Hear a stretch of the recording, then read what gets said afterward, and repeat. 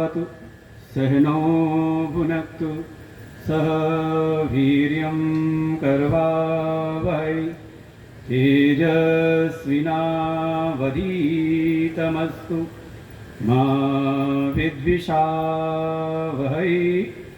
ॐ शान्ति शान्ति शान्तिः। ॐ पार्थाय प्रतिबोधितां भगवता नारायणेन स्वयं व्यासेन ग्रथितां पुराणमुनिना मध्ये महाभारतम् अद्वैतामृतवर्षिणीं भगवतीम् अष्टादशाध्यायनीम् अम्ब त्वामनुसन्दधामि भगवद्गीते भवद्वेषिणीम्। नमोऽस्तु ते व्यासविशालबुद्धे पुल्लारविन्दायतपत्रनेत्रं येन त्वया भारततैलपूर्णा प्रज्वालितो ज्ञानमय प्रदीप प्रपन्नपारिजाताय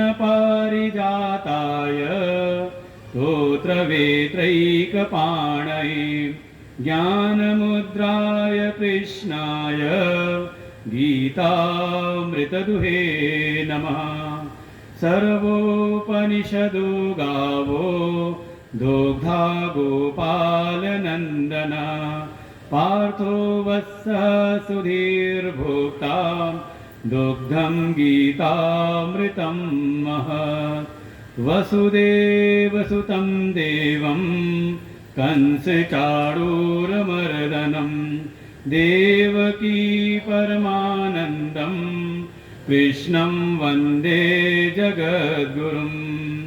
यं ब्रह्मा वरुणेन्द्ररुद्रमरुता स्तुन्वन्ति दिव्यैस्तवैः वेदैः साङ्गपदक्रमोपनिषदैः गायन्ति यं सामगा।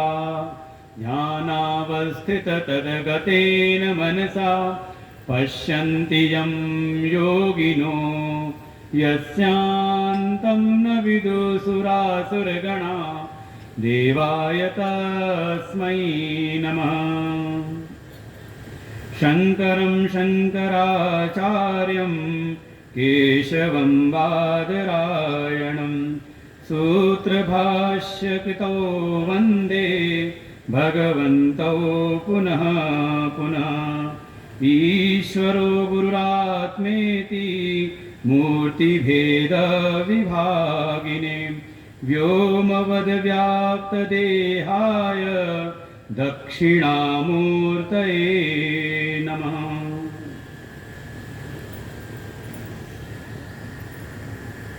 कहते का पाठ करते हैं। सदृशं श्री भगवानुवाच सदृशं चेष्टते स्वस्याः सदृशं चेष्टते स्वस्याः। तीखापन है, आवाज को तीखापन है। प्रकृतिर्ज्ञानवानपि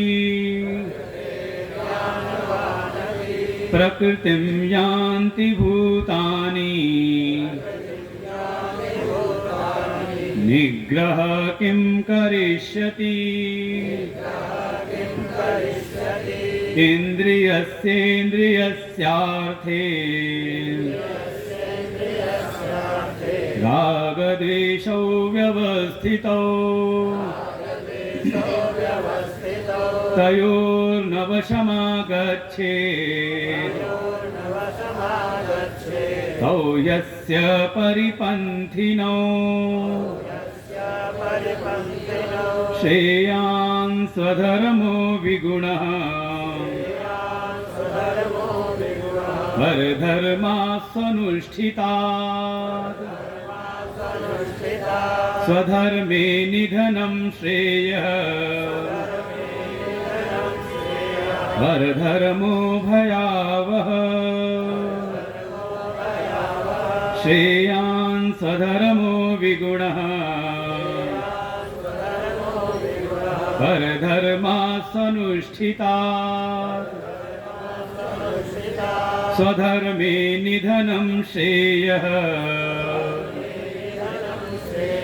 परधर्मो भयावह।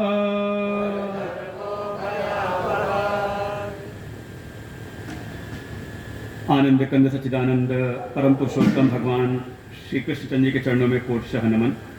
परमात्मा के अभिन्न स्वरूप प्रातः स्मरणीय परम श्रद्धेय परम वंदनीय अनंत श्री भूषित श्री सद्गुरुदेव भगवान के चरणों में कोटशः नमन। पार्श्व में ही विराजमान हम सबको अपने दर्शन और आशीर्वचनों से अनुग्रहित करवाने वाले श्रोत्रिय ब्रह्मनिष्ठ और क्या कहा जाए स्वामी जी के बारे में अत्यंत ही परम से परम विद्वान और अत्यंत ही सहज और सरल रहनी महाराज जी की। और वर्तमान में इस समय हमारे आश्रम में जो नित्य का स्वाध्याय चलता है प्रातः और सायंकालीन, तो प्रातःकालीन सर्व वेदांत सिद्धांत सार संग्रह के द्वारा और सायंकालीन दसम स्कंद के द्वारा हम सब आश्रम वासियों पर अनुग्रह करने वाले परम श्रद्धेय परम आदरणीय परम वंदनीय स्वामी श्री चैतन्यानंद जी महाराज जी के चरणों में कोटशः नमन। पूज्य गुरुदेव भगवान के परम कृपा पात्र परम श्रद्धेय संत श्री प्रमोद दास जी महाराज, अन्यान उपस्थित संतवृंद, हमारे आश्रम में संचालित वेद विद्यालय के आचार्य और नन्हे मुन्ने पटुकगण आज देख रहे हैं कितनी अच्छी शोभा दिखाई दे रही है। ये हमारे गुरुदेव के लगाए हुए गुलदस्ते के आज फूल यहाँ पर प्रकट हैं। कहते कलियाँ हैं अभी फूल बनने को तैयार हैं और जब ये फूल बनेंगे तो इनकी महक शायद पूरे प्रदेश क्या देश विदेश में भी फैलेगी। तो ऐसे विद्यार्थियों को भी हृदय से नमन वंदन। उपस्थित समस्त भगवत भक्त श्रद्धा भक्ति स्वरूपिणी मातृशक्ति। श्रीमद् भगवद गीता का यह तृतीय अध्याय जिसका नाम है कर्म योग, प्रारंभ हुआ अर्जुन के प्रश्न के द्वारा। जैसा कि अर्जुन ने शरणागति ग्रहण की दूसरे अध्याय में और जो उसने चाहा यश्रेयस्यात्मिष्टम ब्रूहि तन्मे, भगवान ने उसी अनुसार उत्तर दिया। लेकिन उत्तर को सुन करके अर्जुन के मन में कुछ जिज्ञासा प्रकट हुई। हे प्रभु, ज्यायसी चेत कर्मणस्ते मता बुद्धिर्जनार्दन तत्किं कर्मणि घोरे मां नियोजयसि केशव।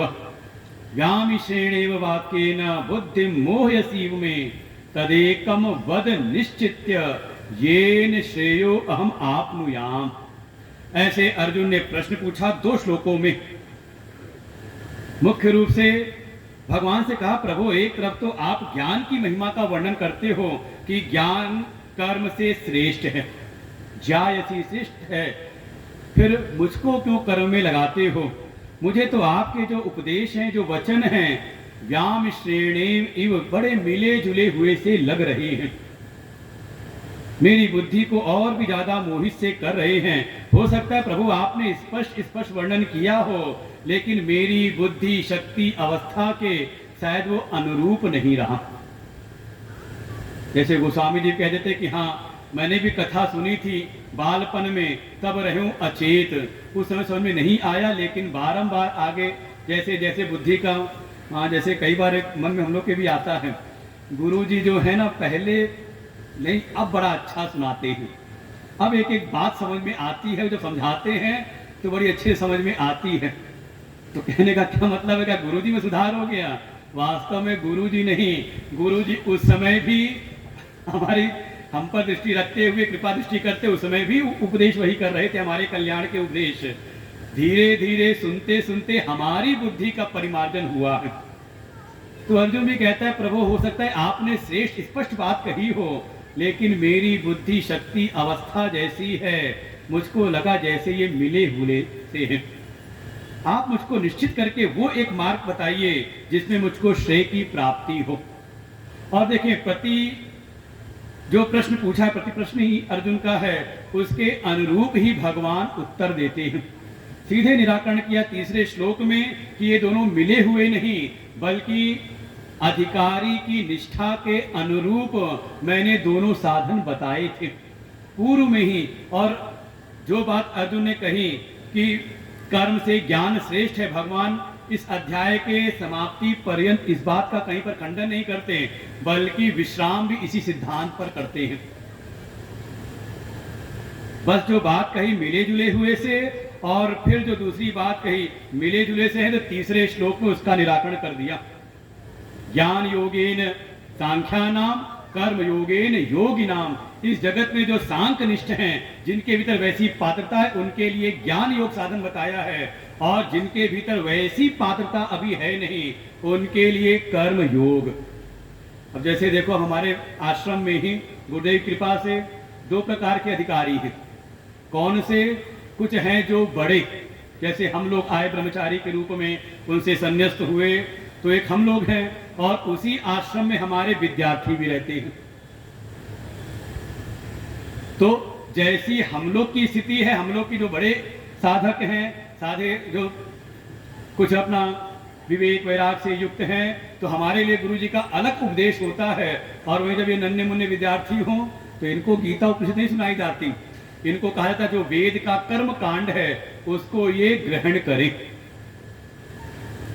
तो अधिकारी भेद से ही जिनके भीतर सांख्य निष्ठा है, उनके लिए ज्ञान योग, और जिनमें वो निष्ठा नहीं है, वो जो योगी लोग हैं, कर्मनिष्ठ हैं, उनके लिए कर्म योग के साधन बताए हैं। और जहां तक बात है कि कर्म क्यों करूं, तो कर्म की अनिवार्यता पर भगवान ने फिर उपदेश देना प्रारंभ किया है। और लगभग 4, 5, 6, 3 श्लोकों में कर्म की अनिवार्यता का प्रतिपादन किया, 3 श्लोकों में। और उसके उपरांत उसी का क्रम आगे बढ़ाते हुए, जो मन के भीतर एक संदेह था कि ये कर्म तो बंधनकारी हैं, उसका निराकरण करने के लिए भगवान कहते हैं कर्म नहीं, बल्कि कर्म योग करो। और कर्म योग के सिद्धांत को भगवान शुरू करते हैं 7वें श्लोक से लेकर के, लगभग सुनाते सुनाते भगवान 16वें श्लोक तक केवल एक ही निश्चित विषय, कर्म योग का प्रतिपादन। क्या स्वरूप है, क्या उसका परिणाम है, ये सब वर्णन करते हैं। और एक सृष्टि चक्र का वर्णन किया कि जब तक जीवन में प्राप्तव्य है, चाहे कुछ भी हमारे जीवन में प्राप्तव्य हो, तब तक कर्तव्य अनिवार्य है। सृष्टि का जो एक चक्र भगवान ने दिखाया है, यज्ञ की भावना से युक्त परस्पर की भावना, भगवान कहते हैं इस परस्पर की भावना से युक्त होकर के सृष्टि चक्र के अनुरूप कर्मों में वर्तन करते रहो। कब तक? तो बीच में ही 2 श्लोकों में 17वें और 18वें, यस्त्वात्मरतिरेव स्यात् आत्मतृप्तश्च मानवः आत्मन्येव च संतुष्टः तस्य कार्यं न विद्यते। जब तक ऐसी निष्ठा उत्पन्न न हो जाए, तब तक वो कर्म का जो चक्र है, सृष्टि चक्र है, उसका वर्तन परस्पर भाव से करते रहो, आगे करते रहो। कहा मान लो अगर करते करते हो गए तो भगवान कहते हैं इसके बाद भी छुटकारा कर्म से है नहीं। अगर कर्मियों के बीच में रह रहे हो, जिनका अभी चित्त आसक्त है कर्म में, तो भगवान कह रहे हैं उनके मध्य भी रह रहे हो, तो उनको उन मार्ग में, उनकी गलत मार्ग में उनकी प्रवृत्ति ना हो जाए, इसलिए उनके बीच में रहते हुए तुम पुनः कर्म का ही वर्तन करो। बस उद्देश्य क्या है? अब कोई प्राप्तव्य की इच्छा नहीं है कि संसार में कोई, क्योंकि कृतार्थ हो गए, जो प्राप्तव्य था वो आत्मनिष्ठा प्राप्त हो गई, संसिद्धि की प्राप्ति हो गई, लेकिन फिर भी उनके मध्य रह करके लोक संग्रह की भावना से जो समाज के प्राणी हैं उनकी उन्मार्ग में प्रवृत्ति ना हो जाए, इसलिए एक प्रसंग उठाया लोक संग्रह का। और लगभग 20वें श्लोक से लेकर के 29वें श्लोक तक इसी विषय पर भगवान ने प्रकाश डाला, दृष्टांत दिया। किसने किया? कहा जनक आदि राजा। और तो मुझको क्यों नहीं देखता? मैं स्वयं, मुझे कोई इस संसार में ऐसी कोई चीज नहीं जो मुझको प्राप्त ना हो, जो मेरे लिए प्राप्त करने योग्य हो, जिसे मैं प्राप्त करना चाहूं। लेकिन फिर भी वर्त एव च कर्मणि, लोक संग्रह की भावना से भगवान कहते हैं मैं स्वयं करता हूं। इसलिए अगर कोई ज्ञानी हो जाए, विद्वान हो जाए, तो इस संसार में जो अभी अविद्वान हैं, जो अभी अनात्मज्ञ हैं, अभी आत्मज्ञ हुए नहीं, उनके चित्त में भ्रम उत्पन्न ना करे। अब मान लो छोटे छोटे बच्चे आए हैं, संध्या वंदन करना इनका नियम है, कर्तव्य है, और हम इनको बता सकते हैं अरे क्या जरूरत है संध्या वंदन करने की, सीधे चलो तत्व का ज्ञान आ गए हो तो तत्व ज्ञान का ज्ञान प्राप्त करो, तो क्या हो जाएगा। तो इनकी बुद्धि में कहीं ना कहीं भ्रम उत्पन्न करना हुआ, क्योंकि अभी उसके ये पात्र है नहीं, वहां तक पहुंचने के इनके जो नियत कर्म हैं वही इनके लिए अनिवार्य है। भगवान कहते हैं जो ज्ञानी हैं वो भी जब अज्ञानियों के मध्य रहे तो उनकी बुद्धि में भेद उत्पन्न ना करें, भ्रम उत्पन्न ना करें, बल्कि उन्हीं के स्तर पर जैसे संसार के अज्ञानी कर्म में वर्तन कर रहे हैं। अब कोई मान लो उपासना कर रहा है, उसके मन में कोई कामना की इच्छा से है, कोई आर्त भाव से, कोई अर्थार्थी भाव से, तो उसको वहीं से लगा करके धीरे धीरे उसको आगे बढ़ाएं। जब वो लायक हो जाए, पात्र हो जाए, तब उनको उपदेश कराया जाए। इसलिए अगर आप हो ना, दो स्थिति दिखाई थी, एक इंद्रियाराम और एक आत्माराम। इंद्रियाराम हम रहे नहीं, अभी आत्माराम की स्थिति पहुंची नहीं, तो भगवान कहते हैं फिर पुनः 30वें श्लोक में पूरा जो 30वें अध्याय का विषय है उसका उपसंहार करते हैं। जो 7वें, 8वें, 9वें श्लोक में कर्मयोग का सिद्धांत बताया, पुनः उसकी स्थापना की थी 19वें श्लोक में, पुनः भगवान 30वें श्लोक में उस सारे विषय का एक प्रकार से निगमन, उसका एक निचोड़ दे देते हैं। मयि सर्वाणि कर्माणि सन्न्यस्य अध्यात्म चेतसा निराशी निर्ममो भूत्वा युद्धस्व विगतज्वरः। पूरे भगवान जैसे कहना चाह रहे कि मुख्य तो यही था, इसके लिए वो सारे प्रसंग बताए हैं। यही एक मूल बात जो अर्जुन ने कहा ना, तद एकम वद निश्चित्य, मुझको निश्चित करके। तो जैसे आप किसी को पूरा लंबा सा भाषण समझाओ और समझाने के बाद आखिरी में कहो ये सब कहने का मेरा ये तात्पर्य है, भगवान वैसी उसी तरह से भगवान कहते हैं ये जो कुछ भी मैंने बताया ना, कर्म की अनिवार्यता, यज्ञार्थ कर्म, परस्पर भाव वाले कर्म, फिर श्रेष्ठ हो व्यक्ति तो क्या करे, लोक संग्रह पूर्वक कर्म करे, ये सब करते हुए वास्तव में करना क्या है, सिद्ध क्या करना है। भगवान कहते हैं मयि सर्वाणि कर्माणि सन्न्यस्याध्यात्म चेतसा, आध्यात्मिक चित्त होकर के, आध्यात्मिक चित्त बना करके अर्थात विवेक से युक्त होकर के अपने समस्त कर्मों को मुझ में संन्यस्त कर दो, ज्यादा चिंता ना करो। और महाराज ने कितनी सांत्वना, बड़ी सांत्वना दी है, भगवान से मत डरो। और ये नहीं, गीता भगवान खुद कहते हैं मुझसे डरने से क्या होगा, भगवान से मत डरो। किससे डरो? यही विवेक है कि हम जो भी कर रहे हैं वास्तव में वो सही है कि नहीं। जीवन में हमारे कर्म हो रहे, कोई कर्म से बचा हुआ नहीं है। अगर अनात्मज्ञ है, अभी आत्मज्ञ नहीं हुआ है, तो कर्म तो प्रकृति बलात् हमसे करा ही रही है। देखना ये है, जानना ये है कि जो जीवन में कर्म है उसका वास्तविक स्वरूप क्या है, जो हमें कर्म के बंधन से मुक्ति की मार्ग में लगा दे। इसी को कहा थोड़ा विवेक जगा करके, विवेक चित्त के द्वारा अध्यात्म चेतसा। और जब ऐसा करो, जब भगवान को अर्पण कर दिया तो थोड़ी उनकी महिमा को भी तो ध्यान में रखो ना। भगवान ने पहले भी कह दिया कि ना अनावा, मुझे कोई भी ऐसी चीज नहीं जो अप्राप्त है इस संसार में और जो प्राप्त करने योग्य है। तो अब अगर आप उनको अर्पण करके करोगे तो क्या होगा, भगवान कुछ ले लेंगे। अब पता नहीं, महाराज जी ने कथा का सुनाई थी, हिम्मत नहीं हो रही बोलने की कि वो भगवान आके रोटी खाने लगे, लेकिन खाई भी तो फसलें कितनी थी, बिना बीज बोए ही फसल लहलाने लगी, है कि नहीं। अब ऐसे ही भगवान तो भाव के भूखे हैं, भाव ग्राही जनार्दन, भाव ग्रहण करते। हमारे कर्म वो कोई ऐसा नहीं है कि भगवान इतने वो नहीं कि किसी की मजदूरी, आपकी मजदूरी ले लेंगे। सुहृदम सर्वभूतानाम, वे तो सुहृद हैं। महाराज जी ने भी आज भगवान का वर्णन किया, इसलिए भगवान से मत डरो, वो तो सुहृद हैं, सब हम सबका हित चाहने वाले हैं। इसीलिए आज का एक मूल प्रश्न था, आज का हम लोग वरुण जी के यहाँ तो एक प्रश्न था, अगर मान लो आपको भगवान बना दे तो क्या करोगे? सोचना सब अपना बैठ के। अगर आपको भगवान बना दें, अरे भगवान बना देंगे तो भगवान जैसे बन जाएंगे। जैसे भगवान है, क्या है? सुहृदम सर्वभूतानाम, सबके सुहृद हो जाएंगे। और क्या करेंगे? भगवान कुछ रखते इसे, बल्कि भगवान को अर्पण कर दें तो उसका फल कई गुना बढ़ जाता है। जैसे कल महाराज जी ने बताया, 3 रोटी खाई थी, चौथी खाने नहीं दी थी, चौथी तो रोक ली थी प्रसाद के लिए, लेकिन फल कितना मिला? दुनिया तो बीज बो करके फसल लहरा रही थी, इनका बिना बोए ही लहराने लगी फसल, कई गुना बढ़ करके। इसलिए निराशी निर्ममो विगत ज्वर, ऐसे हो करके, अर्थात कोई कहीं संसार में आशा नहीं, आशा है तो प्रभु से, कहीं ममत्व बना करके नहीं।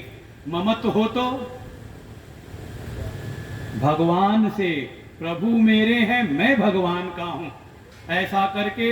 और जब ऐसा हो गया तो जब त्रिलोकी के स्वामी मेरे स्वामी हैं तो विश्वनाथ मम नाथ पुरारी, त्रिभुवन महिमा वे तुम्हारी, जब उनकी ऐसी महिमा है, वातुल किम तव नास्त नियंता, जो सारी दुनिया के वे नियंता हैं, तो क्या वो हमारे नियंता नहीं होंगे? इसलिए विगत ज्वर युद्धस्व, ऐसे हो करके फिर अपने कर्तव्य के क्षेत्र में, जो कर्तव्य का जो क्षेत्र है वो अनेकों द्वंद्व से भरा पड़ा है, यहां पर आप तत्पर हो जाओ। और भगवान स्पष्ट कह देते हैं, जो अर्जुन तूने पूछा था ना, तदेकम वद निश्चित्य, बस भगवान कह रहे हैं कुछ और नहीं करना है। ये जो मैंने पूरा मत स्थापित किया है ना, इदम मतम, मेरे द्वारा स्थापित मत है, इसी का तुम अनुष्ठान करो। कैसे? कहा नित्यम, फिर श्रद्धावंतः, श्रद्धावान होकर के, और इसमें किसी प्रकार की कोई दोष दृष्टि मत करो। देखो समस्या यही है, न तो साध्य में कोई दोष है, न हमारे शास्त्रों में बताए गए साधनों में। समस्या क्या है? माया से भ्रमित होकर के हाँ, महाराज ने कथा सुनाई थी तो शीशे वाली, कि रोज कपड़े फैलाते थे, उनको लगता था कि ये कितने मैले के कपड़े हैं, फैलाते हैं ये सब। वास्तव में गंदगी थी कहाँ? का कपड़ों में नहीं थी, वो जो सामने जिससे देख रहे थे खिड़की से, वो गंदगी शीशे में थी। मुकुर मलिन और नयन विहीना, राम रूप देखई किम दीना। कोई रूप तो देखना चाहे, लेकिन जिस माध्यम से देखना है, जिसमें देखना है और जिस माध्यम से देखना है, दोनों ही अगर मलिन है तो मलिनता कहीं ना कहीं अपने भीतर है, उसको सुधारने की आवश्यकता है। नहीं तो संसार का प्राणी क्या है, कुछ दिन साधना करे, फल ना मिले तो भगवान बदल देता, इष्ट बदल देता है। ये ठीक नहीं है, कोई दूसरे पकड़ते हैं। फिर गुरु जी की बड़े दिन सेवा की, काम बना नहीं। गुरु जी जब देखो डांटते ही रहते हैं, जब देखो इनको ऐसा, अभी डांटे तो अकेले क्यों नहीं डांट लें, सबके बीच में बोल देते हैं। ठीक नहीं, कोई और देखते हैं, कोई और गुरु जी मिल जाए। मंत्र देखो, जितने भी साधन है, साध्य में दोष, साधनों में दोष, इष्ट बदल देगा। साधन रूप जो संत हैं, सदगुरु हैं, उनको बदल देगा। जो मंत्र रूप हैं या उपासना के साधन हैं, उनको बदलता रहता है। कई बार तो ऐसा है, वो चला जाता है तंत्र मंत्र वालों में चला जाता है, अपनी सात्विक साधना को छोड़ करके। हाँ, वो भी आएगा प्रसंग, सब कुछ। लेकिन वास्तव में जहां बदलाव लाना था, अपने को बदलने को तैयार नहीं होता। ये है अहंकार की पराकाष्ठा। कम से कम थोड़ा सेल्फ असेसमेंट भी तो करें। अगर बार बार रोटी जल रही, अभी किसी ने सुनाया, बार बार रोटी जल रही है तो आपने चूल्हा बदल दिया, आपने तवा बदल दिया, आपने आटा बदल दिया, लेकिन अपने तरीके को नहीं बदला तो कुछ भी करते रहो, वो जलती ही रहेगी। इसे थोड़ा आत्म अवलोकन की आवश्यकता है, कहीं दोष मेरे भीतर तो नहीं। इसीलिए भगवान के बताए मत में जो दोष दृष्टि ना करे, और प्रबल श्रद्धा के साथ। और जब भगवान कह रहे हैं मे मतम इदम श्रद्धावंतः, तो भगवान भाष्यकार इसका रहस्य खोलते हैं। कल जल्दी में वो पंक्ति निकल गई थी, भगवान भाष्यकार ने इस बात को खोला है, पर आज प्रातःकाल महाराज जी ने उसी बात को समझाया। क्या है? अनसूयंता असूया च मई। मई माने गुरौ वासुदेवे अकुर्वन्तः। भाई भगवान का बताया हुआ जो स्थापित किया हुआ जो मत है, वो बताने वाले कौन है? कौन बताएंगे? धन्ना सेठ को तो भगवान आ गए थे 3 दिन की उपवास में। आपको आप पर कृपा करने के लिए भगवान ने ही एक गुरु की उपाधि धारण की है। यही बात आज महाराज ने वेदांत सिद्धांत समझाई थी। जब कोई साधक, कोई भक्त दीर्घ काल तक भगवान की उपासना करता है और उस उपासना के द्वारा जब उसका अंतःकरण शुद्ध होता है और शुद्ध अंतःकरण में जब तत्व की जिज्ञासा उत्पन्न होती है, तो उस जिज्ञासु को निमित्त बना करके जो परमात्मा है वो सदगुरु की उपाधि धारण करके उसके समक्ष आकर के उसका उद्धार करते हैं। अगर जीवन में कोई सदगुरु है तो समझ लें वो साक्षात परमात्मा ही है। और न समझ में आए तो आना फिर मेरठ 5 तारीख से हमारी कथा है शिव पुराण की। वहां तो स्पष्ट भगवान शिव ने कहा है, जब ब्रह्मा जी ने सृष्टि बनाने लगे तो उनसे भी प्रार्थना की, हे प्रभु आप भी कुछ बनाओ, कुछ करो, आप भी कुछ ये जीवों की रचना करो। तो उन्होंने कहा ये जन्म मरण से युक्त ये जीवों की रचना काम मुझे नहीं सुहाता, तुम ही करो ये काम। अगर मुझे कुछ करना ही होगा तो इस संसार में जन्म मृत्यु से युक्त जो जीव हैं उनका उद्धार करने के लिए मैं गुरु रूप में अवतार लूंगा। ये है गुरु की महिमा। आज बिल्कुल एक श्लोक महाराज जी ने समझाया वेदांत सर्व सिद्धांत सार संग्रह के द्वारा।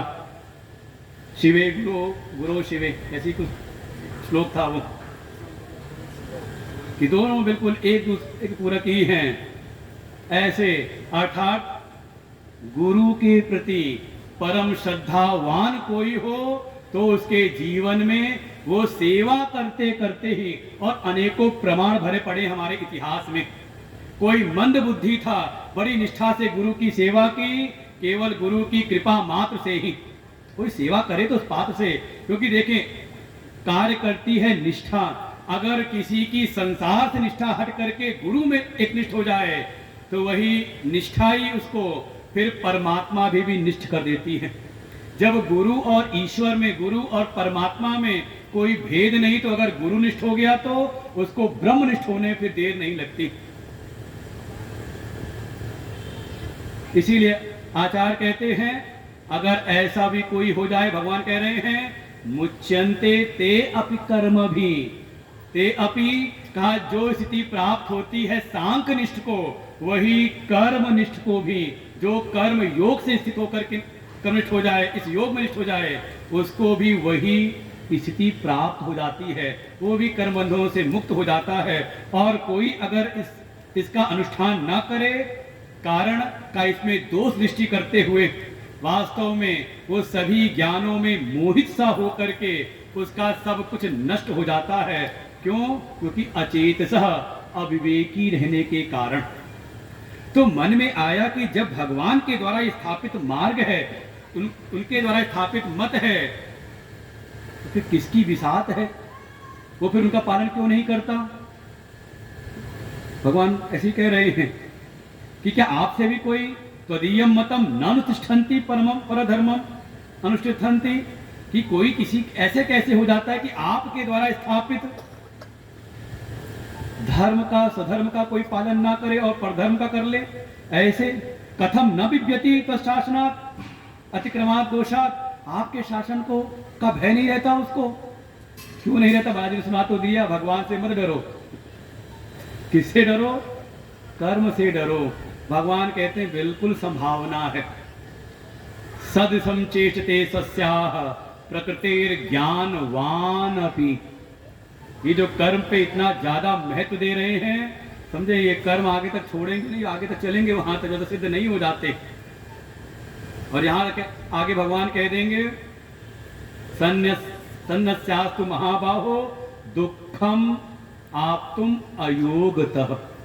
अगर कोई युक्त हुआ नहीं है, कर्म योग में निष्ठा उसकी अभी हुई नहीं है, और वो अगर संन्यास ले ले तो तो दुखम आप तुम, उसमें भी उसको कहीं ना कहीं दुख ही क्लेश ही दिखाई देता है, और कई बार दिखाई देता है वहां से वो वापस आ जाता है। इसलिए अच्छा तो यही है, हमारे गुरुदेव यही कहते हैं, जिस सीढ़ी पर हो उस सीढ़ी को मजबूत करो और फिर आगे बढ़ते चले जाओ, खुद ही आगे बढ़ा देंगी। एक बार बैठ तो जाओ, ये बिल्कुल वाली सीढ़ी है, कौन सी?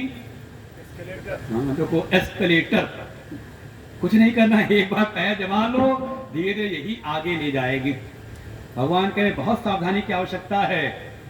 कारण अन्य की तो बात क्या कहें, ज्ञानवान अपि, जो ज्ञानवान है अभी ब्रह्मनिष्ठ नहीं है, निष्ठा में हो गए तो ऐसा ब्राह्मस्ति पाथ न एनम प्राप्य न विमुह्यति, वो नहीं, जो ब्रह्मनिष्ठ हो गए वो नहीं का, अभी ज्ञानवान हुए हैं, ज्ञानी हो गए, अभी निष्ठा उतनी उत्पन्न नहीं हुई है। तो ऐसे बड़े बड़े ज्ञानवान भी जो हैं वो भी चेष्टते, चेष्टा करते, कैसे? स्वस्यः प्रकृति सदृशम, प्रकृति ज्ञानवान अपनी, ज्ञानवान भी जो हो गए हैं वे भी अपनी पूर्व की जो प्रकृति है। अब देखो प्रकृति शब्द आ गया तो अब ये प्रकृति वो वाली नहीं जो तीसरे श्लोक 5वें श्लोक में कहा था, तो गुणमयी वाली। यहाँ प्रकृति मतलब का पूर्व के किए हुए कर्म संस्कारों के द्वारा जैसा जिसका स्वभाव बन गया है। अच्छा मान लो उत्तर प्रदेश का हिंदी भाषी क्षेत्र का कोई ज्ञानी हो गया तो हिंदी में ही बात करेगा ना आगे तो, और अगर दक्षिण देश का कोई ज्ञानी हो जाए तो कौन सी भाषा बोलेगा? अच्छा मान लो कोई इंग्लैंड का कोई ज्ञानी हो जाए तो किस भाषा में व्यवहार करेगा? क्या कोई परिवर्तन होगा? कहा नहीं। पूर्व का जो उसका संस्कार है, चाहे भाषा का चाहे उसके क्रियाओं का, उसी के अनुसार जब तक शरीर, और अगर वो भी छोड़ दे तो फिर ये शरीर उनका टिकता नहीं। भगवान कह रहे ज्ञानवान अपनी, ज्ञानवान भी जो हैं वो सदृश किसके? कहा अपनी पूर्व की प्रकृति के, स्वस्यः प्रकृति, अपने स्वभाव के अनुसार ही चेष्टा करते हैं। तो फिर जब ज्ञानवान है तो मूर्ख की, अज्ञानी की क्या बात कही जाए? और एक बात और भी है, जो हमारे जीवन में परिस्थितियां हैं उसका नियामक हमारे पूर्व के कर्म, उसको आप कह दो प्रारब्ध कर्म है, और उस प्राप्त परिस्थिति में व्यवहार का नियामक हमारा अपना स्वभाव है, कैसा हमने स्वभाव बना रखा है। उत्तेजित है तो तुरंत उत्तेजित हो जाता है, तुरंत प्रतिक्रियावादी हो जाएगा, और धैर्य वाला है तो उसी परिस्थिति में बड़े धैर्य से रहता है, कैसा उसने अपना स्वभाव पूर्व के अभ्यास से बनाया हुआ है। तो ज्ञानवान की बात तुम्हारे साथ हमने यही बात पूछी, हमने ज्ञान का क्या प्रभाव, तो निष्कर्ष यही उन्होंने दिया। महाराज से डिस्कशन में यही आया गाड़ी में बैठे बैठे ही, कि जो वेदांत ज्ञान है वो व्यवहार का नियामक नहीं है, बल्कि वो व्यवहार का ही उच्छेद कर देता है, व्यक्तित्व को उसके अस्तित्व में आकर के विलीन करा करके। तो उसके लिए क्या, कहां दुनिया रह गई उसके सामने? इसलिए जो ज्ञानवान है वो भी अपने पूर्व की जैसी प्रकृति विनिमुक्त होती है, उसके अनुसार ज्ञान होने के बाद भी का उनका व्यवहार वैसे ही होता रहता है। प्रकृतिम यान्ति भूतानि, फिर सामान्य व्यक्ति की क्या बात कही, वो जो समस्त प्राणी हैं उनको भी उनका जो स्वभाव है वही गति कराता है। प्रकृतिम यान्ति, प्रकृति के अनुसार ही, स्वभाव के अनुसार ही, इसमें किसी और क्या है, फिर मेरा भी जो अनुशासन है वो कहां तक उसको संभाल करके रखे। और ये दिखाई देता है कई बार जीवन में। अभी आज ही की घटना हुई, चाहे कितना भी किसी को डांटो फटकारो, चाहे कितना भी अनुशासन करो, मौका पा जाए तो अपने स्वभाव के अनुसार ही वर्तन करता है। आज ही घटना हुई थी, आज ही हम लोग ढूंढ रहे थे, कम से कम 5-10 मिनट ढूंढा किसी को, तो हमने आखिरी में देखा कहीं कोना देखो कहीं सो तो नहीं रहा। क्यों? क्योंकि हमें स्वभाव पता है उसका, उसको जब थोड़ा सा समय मिलता है तो थोड़ा वो आराम कर लेता है कोई कमी कोई नहीं। देखा आज आपने बोला 5 मिनट का ही समय, अचानक, कोई पहले तैयारी नहीं थी, यही हमने कहा 5 मिनट बोलना है, कहा ठीक है, और माइक मिला तो गुरुदेव की कृपा। ये हमारे वेद विद्यालय के प्रोडक्ट हैं, समझे। ऐसे जो माइक के सामने खड़े हो कि आपने भी, अभी आप में से किसी बुला दे तो, जो 6 दिन सुना हो, सुनाओ 5 मिनट में। किसी में है हिम्मत तो बुलाओ अभी अपना समय काट करके। लेकिन देखिए यही कहा, क्योंकि कोई पूर्व के एजेंडे में नहीं था अनिल जी बताएंगे फिर, लेकिन अचानक बुलाया और गुरुदेव की ऐसी कृपा, ये हमारे वेद विद्यालय से पढ़ करके निकले हुए हैं, आचार्य पद पर इसमें स्थापित हैं, बच्चों को पढ़ा भी रहे हैं। लेकिन फिर भी जो कुछ स्वभाव है, तो अब कुछ लोगों का स्वभाव होता है, सत्संग में बैठते हैं तो गर्दन झुक जाती है, तो स्वभाव है क्या कर सकते हैं। पूर्व की ऐसी प्रकृति उनकी। काम में कोई आलस नहीं, आप काम के लिए दिन भर खटाए रखो। कहो आप रात के 11-12 बजे तक भी, जो आश्रम में रहते जानते हैं कि कार्यालय खुला हुआ है और वो हिसाब किताब में बैठे हुए हैं। कितने बजे? कहा रात में 11:30 बज रही है। अब वो कभी भी समाज के बीच में क्या है, कहा बिल्कुल। अब उसमें भगवान कह रहे हैं तो भगवान क्या कहा, गुरु जी का क्या, और किसी सामान्य, अब ऐसी समझ ले समाज में जो कहीं ना कहीं अपराध हो रहे हैं, तो अगर स्वभाव का अगर सुधार नहीं किया गया तो केवल बाहर से अनुशासन स्थापित करके आप अपराधों को रोक नहीं सकते। वो अपनी प्रकृति के अनुसार वर्तन कर ही देते हैं।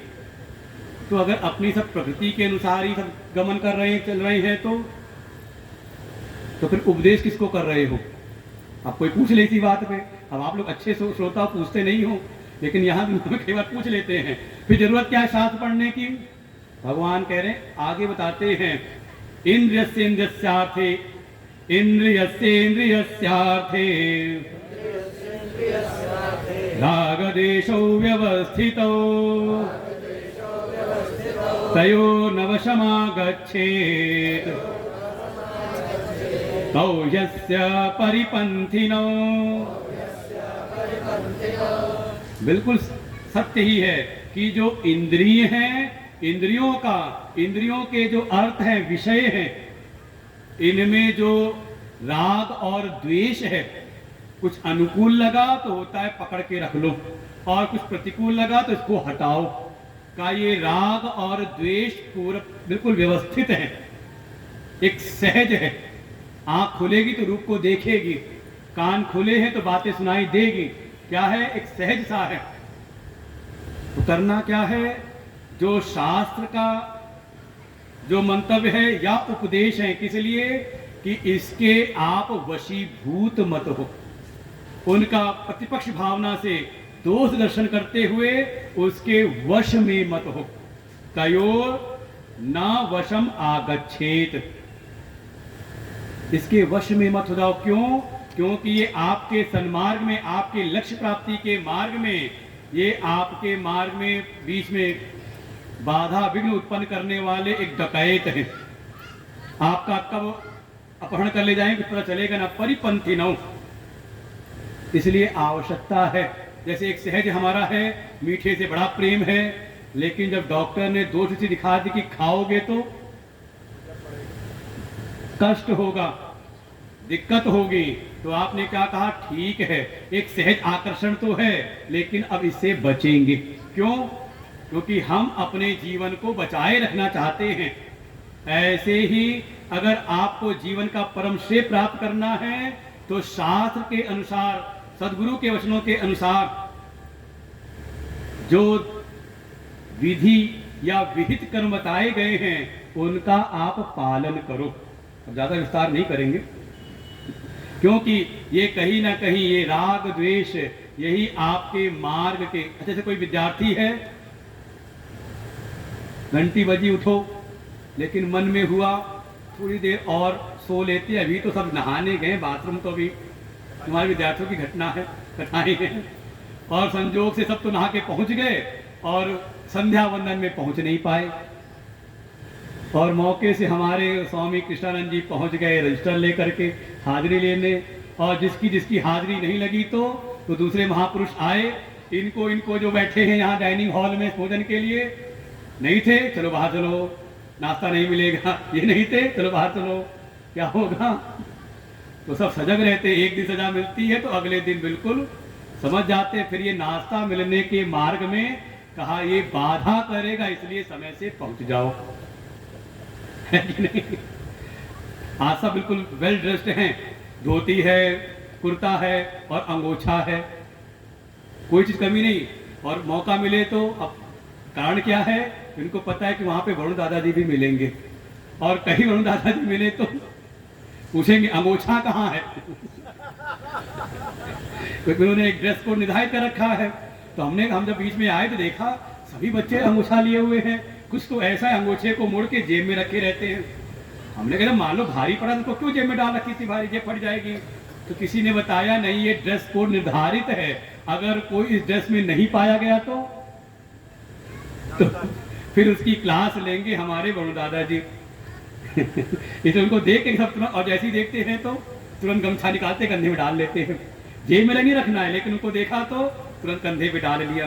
तो आज सब के आए देखो, कोई ऐसा तो नहीं, एक दिखाई दे पुलिस वालों को देख के हेलमेट। तो ऐसे ही परिपंथी है तो उसके वश में मत आओ कि अच्छा नहीं लगता, मजा नहीं आता, दिक्कत होती है। कहा लगा लो, क्यों? क्योंकि आप श्रेय मार्ग के पथिक हैं। और बहुत सुंदर श्लोक है ये, श्रेयान श्रेयान सधर्मो विगुणः परधर्मा सनुष्ठितात् स्वधर्मे निधनं श्रेयः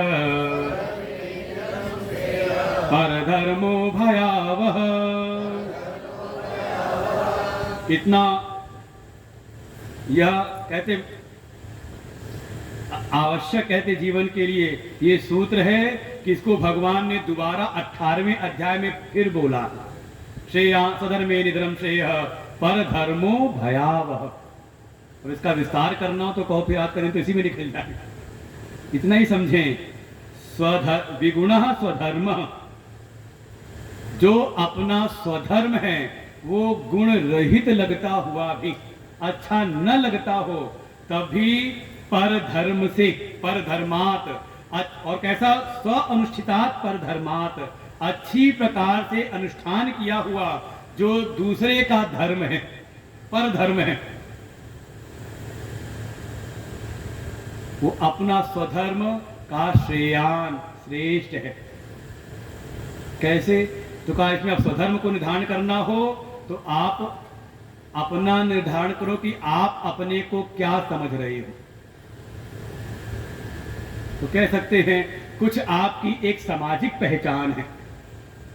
कैसे? आपका कोई परिवार में पद है या समाज में कोई पद है, और कई बार कोई बड़ा पद मिल जाए, पूरे कार्य की जिम्मेदारी, तो कई बार तो ऐसा होता है जब सब खा लें तब खाना, और मान लो मेहमान आए और उससे पहले आप थाली लेके बैठ जाओ तो हम लोग दिखाई दिया ना, हम लोग सब भोजन कर चुके थे सबके सब, और फिर जो हमारे मेजबान थे वरुण जी सबसे आखिरी में लेकर के थाली बैठे। अब अच्छा लगता है सब खा रहे हैं और हम बैठे टुकुर टुकुर ताक रहे हैं, अच्छा नहीं लगता। मन में होता है तो लेकर रसगुल्ला ही मुंह में डाल लें, एक चख तो ले हम कम से कम। क्या हुआ? भले अच्छा सब खा रहे, बड़ा अच्छा लग रहा है, लेकिन इस समय हम कौन है? कहा मेजबान है। तो क्या स्वधर्म हो गया? कहा जो मेहमान है पहले उनकी खातिरदारी करो और फिर अपनी खातिरदारी करो। हो गया ना? एक सामाजिक या पारिवारिक जो पहचान है। दूसरी आप पहचान कह सकते हैं शास्त्रीय पहचान, किस वर्ण के हैं, किस आश्रम के हैं, उसके अनुसार। और उससे भी ऊपर तीसरी ये कि आप अपने को क्या जानते हो, क्या मानते हो, क्या हो आप। आपने कहा मैं मनुष्य हूं, तो कम से कम मनुष्योचित जो धर्म है उससे आप नीचे ना जाओ। भले कहीं क्लेश मिले, कष्ट मिले, आप अपने स्वधर्म को, मनुष्योचित जो मानव धर्म है उसका त्याग ना करो। आपने कहा नहीं मैं भक्त हूं, तो क्या है फिर? स्व हुआ मैं भक्त हूं, तो भक्त का धर्म, चाहे भले हमें अच्छा नहीं लग रहा, रोज पूजा करना पड़े, रोज पूजा करें, रोज भगवान की सेवा करें। दूसरे को देखा वो तो पूजा पाठ नहीं करता बिल्कुल, तब भी मजे से रह रहा है, कोई कमी नहीं उसके जीवन में। क्या लग रहा है? वो परधर्म में लगा हुआ है, अच्छा लग रहा है, लेकिन हमें अपना अच्छा नहीं लगा तो भगवान कह रहे हैं अच्छा ना भी लगे, गुण से रहित भी लगे तो भी करते रहो। पर धर्म अच्छी प्रकार से अनुष्ठित, और इसी में आप कह सकते हो दो मार्ग है ना, एक प्रवृत्ति का एक निवृत्ति का। एक बड़ा उल्टा होता है, जो प्रवृत्ति वाले होते उनको कई बार हम लोग से कहते हैं महाराज जी आप ही का बढ़िया है, ना कोई जिम्मेदारी ना कोई घर गृहस्थी, आप ही बड़े मजे में हो। और मान लो कोई सन्यासी पहुंच जाए गृहस्थी के यहाँ, कहा इन्हीं का बढ़िया है। वो दो दोस्त थे, कहानी सुनाई देते हैं, वो दो दोस्त थे, एक साथ पढ़ते थे कॉलेज में, कॉलेज से पढ़ाई करके फिर दोनों अलग अलग चले गए। एक के मन में वैराग्य आया तो चला गया वेदांत सत्संग आश्रम में, गुरु से संन्यास ले लिया, और दूसरा चला गया दुनियादारी में, अपना उच्च पद की मेहनत की और बढ़िया पद प्राप्त किया। संजोग से कहीं कोई सम्मेलन था, वहां दोनों मिल गए। तो जो अब निवृत्ति वाला कहाँ लेकर के जाए, कुछ है ही नहीं आसपास, सब कुछ त्याग रखा है। तो प्रवृत्ति वाला कहा मेरा ही पास में घर है, आओ चलो आज एक कप चाय पी लो। तो फिर बात चलने लगी अपना कैसे हुआ क्या हुआ, अरे महात्मा तो बने, तो महात्मा को देख के पहली बात आती है कोई सिद्धि उद्धि मिली कि नहीं। तो उसने ही पूछा कहाँ सिद्धि, यही है कि चाहे पास में कुछ हो ना हो, चित्त मेरा प्रशांत रहता है, परमात्मा की अनुभूति है। कभी मेरे मन को कभी अशांति नहीं मिलती, कभी दुख नहीं व्यापता मुझको, ये सिद्धि है। तो उसने कहा भाई मित्र तुम्हें कोई सिद्धि उद्धि मिली? उसने कहा मुझको भी एक सिद्धि है, शायद तुमको ना मिली हो। उसने बोला कौन सी? क्या क्या तुम यहाँ पर जल प्रकट कर सकते हो? उसने कहा नहीं ये सिद्धि तो मुझको नहीं प्राप्त हुई। उसने कहा ये सिद्धि मुझको प्राप्त है। उसने वहीं पर एक ताली बजाई, तब तक देवी जी आई सामने, कहा 2 गिलास जल ले आओ। अब मान लो ये सिद्धि दिखा देख करके मन में आया हम भी घर गृहस्थी में हो जाते तो कम से कम सेवा तो होती। भले चाहे हमारा आधा पुण्य ले जाती। कहा हमारे आलोक जी क्या पता वो आधा पुण्य भी हमें करना पड़ जाता तो वो उतना पर्दे पीछे की नहीं दिखाई देती है। लेकिन मन में आया, ये वैसे स्वामी अखंडानंद जी सुनाया करते थे, परम श्रद्धेय स्वामी जी। कुछ लोग आए उनको निमंत्रण करने कि हमारे बेटे का विवाह है, आप थोड़ा आइएगा आशीर्वाद देने के लिए। उन्होंने कहा क्यों मुझको बुलाते हो, कहीं ऐसा ना हो कुछ गड़बड़ी हो जाए। कहीं आप क्या ऐसी गड़बड़ी, अरे ऐसा कैसे, अरे क्यों नहीं, तुम मुझको बुला रहे हो, मैं तुम्हारा गुरु हूँ, तुम्हारा कुल गुरु हूँ, परिवार का गुरु हूँ, और वहाँ समाज के लोग भी मुझको सब जानते हैं अच्छे से। मान लो मैं गया और जैसे ही मैं पहुँचा वहाँ डैश पर जहाँ दूल्हा दुल्हन बैठे हुए हैं, एक दिन का उनको फोकस मिलता है कैमरों का, और जैसे ही मैं पहुंचूंगा वो सब उनको छोड़ के आ जाओगे, तुम सब मेरे पास में, सब मुझको घेरोगे, वो सन्नाटे बैठे रहेंगे मंच पर। कहीं देख करके दूल्हे के मन में आया हमसे अच्छा तो यही है, और कहीं वहां से विरक्ति जग गई तो प्रवृत्ति में जा रहा, उसको लगे निवृत्ति ठीक है, कहाँ हम जा रहे हैं इसमें, इसे ठीक नहीं है। अरे नहीं गुरुजी ऐसा नहीं हो सकता, ऐसा कैसे? तो उन्होंने कहा अच्छा मान लो उसके मन में ना हो, मैं जाऊं मेरे मन में आ जाए तो देखो ये कितना बढ़िया है, अगर मैं भी ऐसा करता तो कितना मान सम्मान और कितना बढ़िया ये सब रहता। तो ये संभावना कहीं ना कहीं हो जाती है। स्वधर्म अपना लगने लगता है गुणहीन, और दूसरे का बड़ा अच्छा लगता है। और ध्यान रखें एक लौकिक दृष्टि भी है, कई बार लोग भ्रमित करते हैं, अरे तुम किस देवता की उपासना करते हो, कहाँ पूजा पाठ में लगे हुए हो, जो अपनी रक्षा नहीं करते, देखो चूहा चढ़ जाता है उनके ऊपर, किसी ने आके मूर्ति तोड़ दी और वो कुछ कर नहीं पाए। अरे देखो हमारे ऐसी कोई संभावना है नहीं, आ जाओ हमारे यहाँ, और अपना बढ़िया सनातन धर्म त्याग करके हम चले जाते हैं दूसरे के धर्म में, केवल ऊपर का आकर्षण देख करके। अंदर जब जाओ तो पता चलता है कि क्या क्या कमियां हैं, क्या क्या बुराइयां हैं। इसलिए गुण रहित होता भी अपना जो स्वधर्म है, अगर स्वधर्म करते करते अगर आपका शरीर भी शांत हो जाए, वो श्रेयान श्रेष्ठ है। किससे कहा? पर धर्म से, क्योंकि पर धर्म तो हर प्रकार से भय देने वाला ही है।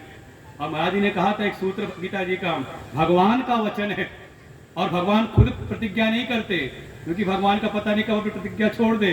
कहते कौन्तेय प्रतिजानी ही न मे भक्त प्रणश्यति, मेरे भक्त का कभी नाश ना हो। इतना तो भगवान करते हैं अपने, कोई उनके भक्त हो जाए उनके लिए हर कुछ करने को। और इसीलिए कहा हे अर्जुन तू प्रतिज्ञा कर। अर्जुन कहता मैं क्यों, आप खुद क्यों ना कर लो। तो मुझे पता नहीं मैं अपनी प्रतिज्ञा कब तोड़ दूं, लेकिन अगर तू प्रतिज्ञा कर लेगा, तू मेरा भक्त है, मैं हर स्थिति में उसका पालन करूंगा।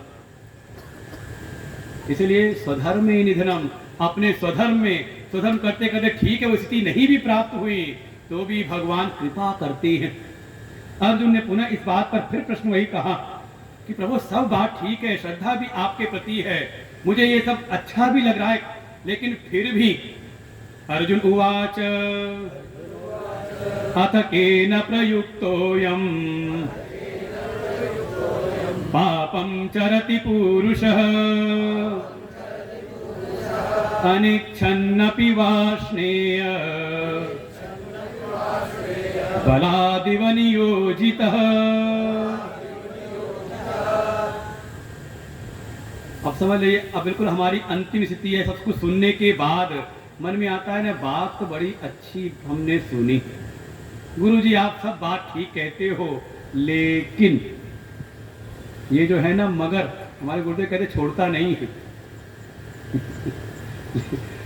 ये लेकिन कहता है हम चाहते तो हैं कि सुबह 5 बजे उठ जाएं, इसके लिए हम अलार्म लगा करके सोते हैं।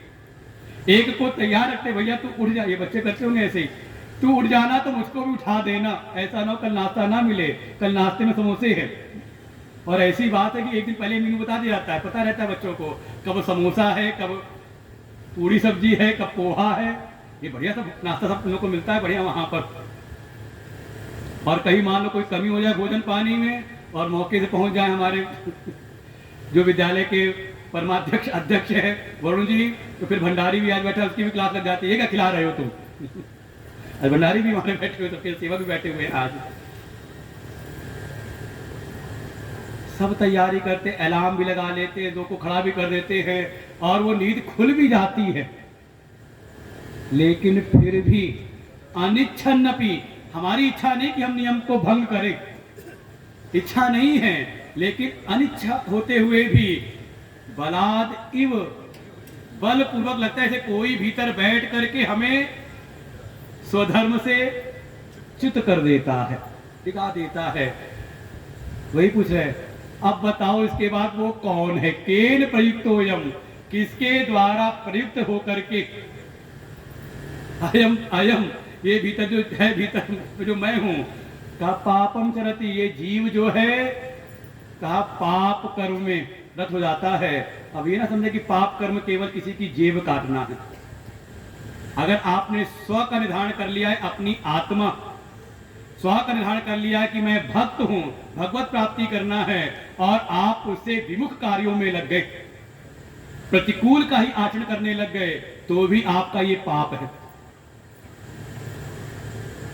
आप सनातनी जो धर्म का जो आपके ऊपर एक नियम बताया गया है, उससे अगर डिगते हो, चुक होते हो, तो वो भी पाप है। अब ये मत कहना कि हमने तो कुछ किया ही नहीं था। कहा जो नित्य कर्म थे, भगवान ने कहा नियतम कुरु कर्मत्वम, नित्य नैमित्तिक कर्म ना करे तो उसका दोष होता है, उसके लिए भी प्रायश्चित करना पड़ता है। तो वास्तव में इनका भोजन नहीं खिलाया जाता कि आज सुबह संध्या वंदन नहीं की तो कहा उसका प्रायश्चित करो, बैठ के नाश्ता नहीं, बैठ करके अपना गायत्री पूरी करो। तो ये क्या है, कहा ना करने से भी पाप होते हैं। तो कौन करा रहा है, कौन प्रयोग करता है, ऐसे पूछा अर्जुन ने। भगवान फिर उत्तर देते हैं। श्री भगवान उवाच कामैष क्रोधैष रजो गुण समुद्भवः महाशनो महापाप्मा विद्धेनम् इह वैरिणम् धूमेनाव्रियते वह्नि यथादर्शो मलिन च यथोल्बेनावृतो गर्भः तथा तेनेदमावृतम् आवृतं ज्ञानमेतेन ज्ञानिनो नित्यवैरिणा कामरूपेण कौन्तेय दुष्पूरेणानलेन च। भगवान कहते एक ही है। कौन का? ये काम ही है। काम ऐसा एश काम। फिर कहा अगर काम है तो का यही समय पर जब कोई भीतर कामना हो और बाधित हो जाए तो यही प्रकट करती है क्रोध को। यही काम ही बन जाता है क्रोध। कौन हो गया? एष क्रोध। ये क्रोध ही है। करता क्या है? रजोगुण समुद्भव। ये रजोगुण को उत्पन्न कर देता है। और फिर इसका दूसरा रूप भी समझ ले। रजोगुण उत्पन्न हो गया तो ये फिर लगेगा रजो रागात्मकम विद्धि। रजोगुण उत्पन्न हुआ तो फिर पुनः फिर काम में। अर्थात आपके भीतर कोई एक कामना आई तो ये कामना कभी शांत नहीं होती। कामना आप पूरी हो जाए तो लोभ का वर्धन करता है। जिमी प्रतिलाभ लोभ अधिकाई और की तृष्णा में परिणत हो जाता है। और बाधित हो तो क्रोध का रूप ले लेता है। इसलिए ये कैसा है? कभी तृप्त नहीं होता।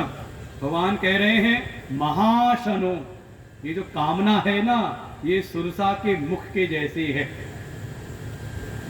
चाहे आप हनुमान जी से कितना भी अपने दिल को बड़ा करो, ये कामना मुंह और बड़ा कर लेते। कितना आप संसार में पुरुषार्थ करो, कामनाओं की तृप्ति के लिए परिश्रम करो, जितना जितना होता रहेगा तो कभी रहा होगा कि चलो कोई एक छोटा सा मकान हो जाए। हो गया तो कब दूसरी मंजिल भी हो जाए। हो गई तो का तीसरी मंजिल हो जाए। हो गई तो कहीं गली सकरी है, कहीं कोई बड़ा सा मिल जाए। कहे क्या है? बहुत खाने वाली है। महाशनो, बहुत बड़ा इसका पेट है। ये कामना कभी किसी की तृप्त होती नहीं। देखो जरूरतें जो अनिवार्यताएं हैं वो कहते हैं किसी फकीर की भी पूरी हो जाती है। और बड़ी बड़ी कामनाएं महत्वाकांक्षाएं हो तो बड़े से बड़े राजा की भी अधूरी रह जाती है। इसलिए बड़ा मुंह, इसका बड़ा पेट है, बड़ा खाने वाली है। इसीलिए क्या कैसी है? महापापमा। ये समझ लो इसके बढ़ करके, कामना से बढ़ के कोई पापी है ही नहीं। पाप स्वरूप ही है। क्योंकि कामना ही भीतर काम। अच्छा, किसी चोर ने चोरी क्यों की? क्योंकि वो बड़ा निष्कामी था, निष्काम कर्मयोगी था। है, सही बात है। चोर ने चोरी की क्योंकि वो निष्काम था, उनको कुछ चाहिए नहीं था। जब चाहिए ना, चोरी करने क्यों गया? फिर चोरी में कौन लगा रहा है? गलत पाप, कोई भी पाप कर्म में आपने झूठ बोला, क्यों? कहीं ना कहीं भीतर कोई कामना थी, सामने वाले से कुछ आस थी, उस आस में आपने झूठ बोल दिया। चाहे भय से, यही आस थी कि पिटाई ना हो तो बोल देते हैं। कहा ये भीतर कोई भी कामना है, चाहे कुछ पाने की हो, चाहे कहीं भय से बचने की हो, ये पाप में लगा देती है। पाप रूप ही है। इसीलिए भगवान कहे विद्धि एनम इह। इस लोक में, इस जीवन में यही हमारी सबसे बड़ी शत्रु है। इसको यही जानो। कामना क्या है? का यही शत्रु है। शत्रु कोई बाहर नहीं है, का यही कामना भीतर। इसको जानो, ऐसा ही जानो। विद्धि करती क्या है? कहा ये करती है आवरण। कैसे? पहले समझाया कैसे आवरण करती है। कहा धूमेन आवृयते वहनी। जैसे है तो वहां पर अग्नि, लेकिन उस पर धुआं आ जाए तो अग्नि को ढक देती है। उसका जो तेज है प्रकट नहीं होता। यथा आदर्शो मलिन च। जैसे आदर्श अर्थात दर्पण है, जिसमें अपना चेहरा देखते हैं, लेकिन 10 दिन बाद आए कहीं बाहर से, सफाई नहीं हुई तो उस पर एक परत जम गई मैल की, तो वही दर्पण जो हमारा प्रतिबिंब दिखाता था दिखा नहीं रहा। जैसे आवरण कर लेता है मैल, किसको? कहा दर्पण को ढक देता है। यथा उल्बेन आवृतो गर्भ। जिस प्रकार से गर्भ में जेल से ढका रहता है गर्भ शिशु, ऐसे ही ये 3 प्रकार के दृष्टांत दिए हैं। वास्तव में ये कामना की तीव्रता का बोध कराने के लिए। ये कामना भी सबकी समान नहीं होती। किसी में हल्की फुल्की कामना है तो शायद हो सकता है जैसे अग्नि को धुआं ढक ले। तो आपने सत्संग की एक फूंक सुनी, एक फूंक पड़ी कानों में सत्संग की, और वो संसार की कामना आपकी मिट गई और आप लग गए अपनी साधना में। लेकिन हो सकता है श्रवण से काम नहीं चला तो ठीक है, एक फूंक मारी, धूल हटी तो, लेकिन दूसरी परत लगी हुई है, तो उसके लिए आपको कपड़ा उठा करके थोड़ा उसमें कुछ साबुन उबुन लगा करके तो कोई भी छिड़क करके साफ करना पड़ेगा। तो कहा केवल सत्संग से नहीं, थोड़ी आपको कर्म की साधना भी करनी पड़ेगी। अगर कामना ज्यादा तीव्र अंतरतम है तो, और उससे भी ज्यादा उससे भी ज्यादा तीव्र है तो सत्संग भी सुनते रहो, सेवा में भी लगे रहो, और थोड़ा धीरज भी रखो। समय आने पर ही, अगर कोई बच्चा गर्भ जेठ ढका हुआ है तो आप चाहो कि दूसरे महीने निकाल लें, तीसरे महीने निकाल लें, नहीं। का धैर्य रखो, जो उसका समय है तभी वो बाहर आएगा। लेकिन ढकती, यहाँ का तेन इदम आवृतम, ये इसको ढक देती। किसको? तो अगले श्लोक में कहते हैं एतेन आवृतम ज्ञानम। ये वास्तव में जो हमारे भीतर ज्ञान है उसको ढक देती है। भाई लगता तो नहीं तो कई बार सत्संग, जो सत्संगी हो उनको घर में जरूर सुनने को मिला होगा। बच्चे कई बार कह देते होंगे यही सत्संग में सुनते हो, यही इशारा कर रहे हैं। मान लो आपसे मौके पर कोई गलती हो गई तो बाद में होता है अरे हमने ऐसा क्यों कर दिया, क्या था? ज्ञान तो है भीतर, सुना है हमने, सत्संग श्रवण किया है, स्वाध्याय किया है, लेकिन मौके पर वो आवृत हो गया। तो जो भी हमारे भीतर विवेक विज्ञान है उसको ये ढक देता है। इसीलिए ये परम शत्रु है किसका? ज्ञानीनो। ये जो आप ज्ञानी लोग हो उसको, किसी ने कहा ज्ञानियों को ढकता है, ठीक है हम ज्ञानी बनेंगे नहीं, हम तो बनेंगे भक्त। वास्तव में जिसका विवेक जगा हुआ है, जो भगवत मार्ग में है, उसके लिए ही ये शत्रु का काम करता है। वो जो संसार में अज्ञान में पड़े उनको नहीं, वो तो इसका महिमा मंडन करते हैं। अरे अभी तुमने शिद्दत से चाहा ही नहीं तो तुम्हें क्या ना मिलता? अरे आकाश में भी छेद हो सकता है, हमारे गुरुदेव सुनाते हैं। कोई शिद्दत से एक पत्थर तो उछालो, वहां तो इसको कहते महिमा मंडित किया जाता है। इसलिए हाँ उनको होता भी है, उनके लिए नित्य वैरी नहीं है, उनके लिए अनित्य वैरी है। उनको ये वैरी कब लगता है? जब वो कर के कामनाओं को वशीभूत होकर अपना सत्यानाश कर लेते हैं, दुख उठा लेते हैं, तो बाद में पछताते हैं। तब पछताए हो तो क्या, वही तो कहावत निकली है, जब सब झेल लिया चाहा तो हम ही नहीं था इसको। इसलिए और देखो आती कैसे है, भगवान कहे हे कौन्तेय काम रूपेण, ये जो काम है ये कामना का रूप, इच्छा का रूप लेकर के प्रकट होता है। और है कैसा? दुष्पूरेण, वही है सुरसा के मुंह के जैसा, बड़ा पेट है इसका, बड़ी मुश्किल से भरता है, भरते भरते पूरा बुढ़ापा सफेद हो जाते हैं। लेकिन तृष्णा न जीर्णा वयमेव जीर्णा, कैसी है? कहा उपमा दी अनलेन च, अग्नि में कितनी भी आहुति डालते रहो, कितनी, कहा हम इसमें कहते घी डाल रहे, क्यों? कहा बुझाने के लिए, भबक रही है, तो इसमें सविधा डाल रहे हैं और ऊपर से कहा बस हो रहा है। कहा वैसे ही है। तो कहा अगर ये शत्रु है तो शत्रु का कोई ठिकाना तो होगा, अगर दुश्मन का ठिकाना पता चल जाए तो जा करके वही बम गिराएं, जैसे गिराया अभी इजराइल ने जा करके ईरान पर। कहाँ गिरा रहे हैं? सब जगह नहीं, जहां ठिकाना पता कर रहे हैं वहां पर। ठिकाना कहाँ है? भगवान कहते हैं 3 हैं इसके अधिष्ठान, इंद्रियाणि मनोबुद्धि अस्याधिष्ठानमुच्यते एतै विमोहयत्येष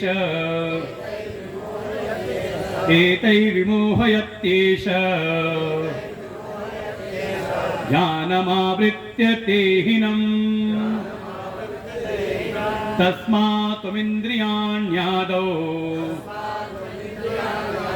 नियम्य भरतर्षभ।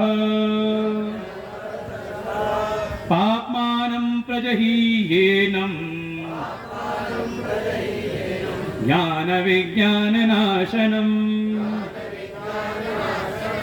भगवान के ठिकाने तो हैं इसके, जैसे कहा ना 3 प्रकार की, एक मंद कामना है कामना, फिर उसे तीव्र और उसे भी तीव्रतम। तो ऐसे इसके ठिकाने भी हैं। जो हल्के फुल्के हैं तो कहाँ पर है? इंद्रियों में। कहीं सेल का बोर्ड देखा, मन में कामना जगी, ये चाहिए, लेकिन आगे बढ़ गए तो शायद वो भूल गए फिर। लेकिन आपने जो कहीं बोर्ड देखा था, कोई आपने प्रचार देखा था, ऐड देखा था, मन में कामना की थी, थोड़ी बात भूल गए, तब तक 1 घंटे बाद फिर देखा किसी से, फिर आ गया हुआ ऐड सामने, फिर आ गया तो फिर आ गया, तो मन में क्या हो गया, कहाँ बैठ गया, कहाँ चाहिए तो कहाँ आ गई कामना। अब वो संकल्प विकल्प में चली गई, ये कहाँ मिलेगा, कैसे मिलेगा, कितने में मिलेगा। देखो अभी केवल इंद्रियों तक थी, आगे भूल निकल गए, नहीं ध्यान रहा, तो इंद्रिय तक टिकी रही, उतनी तीव्रता नहीं हुई। लेकिन ये चली गई संकल्प विकल्प में तो, और मौके से किसी मित्र के घर पर गए और वो वस्तु वही रखी देखी, और चर्चा चली, जब उसने उसकी महिमा मंडन किया, अरे इसके बगैर तो समझ लो बस हम बड़े परेशान होते थे, लेकिन जब से ये वस्तु आ गई क्या हुआ, कहा ये चली गई, बुद्धि ने वही निश्चय किया, अब तो हम भी लेंगे। कहाँ चली गई?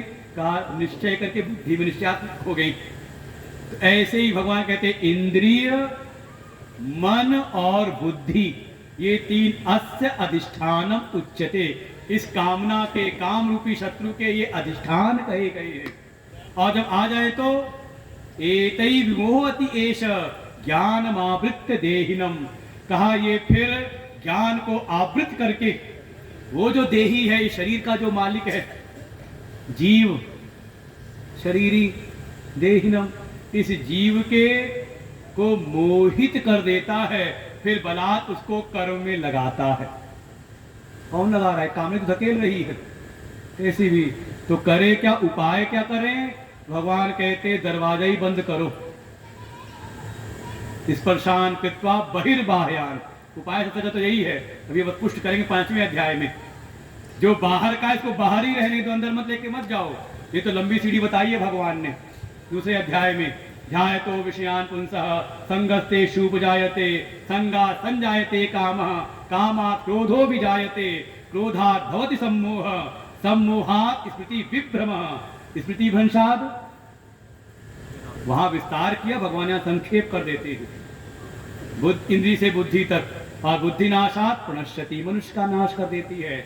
इसलिए तस्मात् निष्कर्ष कह रहे हैं, हे साधक, हे भक्त, क्या करो तुम? दरवाजे पे ही पहरा लगाओ। आदौ इंद्रियाणि नियम्य। अब समझो उपसंहार करें तो उपक्रम को मिला दिया, जहां से शुरू किया था, यस्तु इंद्रियाणि मनसा नियम्य, तो वापस ले आया यहाँ पर। इंद्रियाणि आदो मतलब पूर्व में, सबसे पहले इंद्रियों द्वार पर ही इसको नियम में करो। अगर ज्ञान में रत होना चाहते हो, ज्ञानियों में श्रेष्ठ होना चाहते हो, हे भरतर्षभ।